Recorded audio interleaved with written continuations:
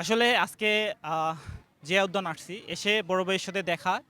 বড় ভাই অনেক দিন থেকে এখানে মাঝে, মাঝে আসে এবং এখানে তার ভালো লাগে। উনি বাঁশি বাজায় এখানে। তা বড় ভাই দর্শকদের জন্য কিছু বলবেন। ভাই দর্শকদের জন্য কিছু জি। বলেন। হ্যাঁ, দর্শকদের জন্য যে বলতে চাই যে মূল কথা হলো আজকে হলো ২৬শে মার্চ। সকল শহীদের প্রতি আমার লাখো শ্রদ্ধা। সবার আত্মার মাগফিরাত কামনা করছি।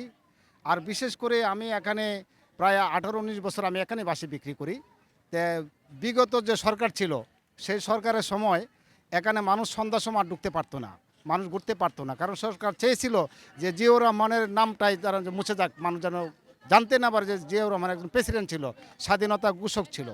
তো এখন মাননীয় প্রধানমন্ত্রীর কাছে, বর্তমান প্রধানমন্ত্রী তারেক রহমানের কাছে আমার আবেদন থাকবে যে এখানে বিশেষ দিন করে মানুষের প্রচুর ভিড় হয়ে যায়, ব্রিজ দিয়ে যাইতে পারে না, অনেক কষ্ট হয়।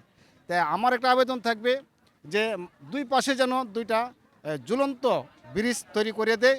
কারণ এখানে দুইজন, একজন প্রেসিডেন্ট, একজন ৩ বার প্রধানমন্ত্রীর এখানে শুয়ে আছে। তাদের মাজার অনেক দূর দূরান্ত থেকে মানুষ কিন্তু দেখতে আসে, ঘুরতে আসে। তো আসছে অনেক কষ্ট হয়, এখান থেকে আসতে পারে না, যেতে পারে না।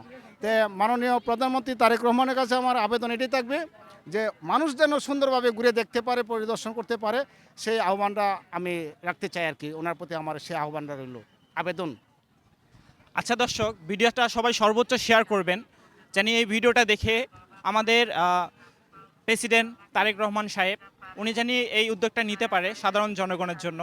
এটাই আবেদন থাকবে। জি, জি, জি। আমরা এই যে দেখেন, আপনি একটু দেখান, লোক প্রচুর লোকে ঘুরে দেখান এখনই। একটু পরে লাখো লাখো লোক আসবে, কারণ এক নজর দেখার জন্য। কারণ এখানে প্রেসিডেন্ট জিয়াউর রহমানের মাজার, এখানে বেগম খালেদা জিয়ার মাজার, ঠিক আছে? অনেক এই বাচ্চাদেরকে ঘুরতে আসতে হবে, এদেরকে চিনাইতে হবে যে এখানে প্রেসিডেন্ট কে ছিল, খালেদা জিয়া কী ছিল। এই বাচ্চারা আসার সুযোগ পাচ্ছে। কারণ এই জন্যে মানুষকে একটু দেখার জন্য এই দুইটা ঝুলন্ত ব্রিজের যেন হয়, এটা আমি ওনার কাছে আবেদন করছি। উনি যেন এটা করে দেয় মানুষের সুবিধার্থে। আচ্ছা ভাইয়ের নামটা জানা ছিল না, ভাইয়ের নামটা কি? আমার নাম হলো মীর মাহবুব আলম। জি। আচ্ছা ভিডিওটা সবাই সর্বোচ্চ শেয়ার করবেন।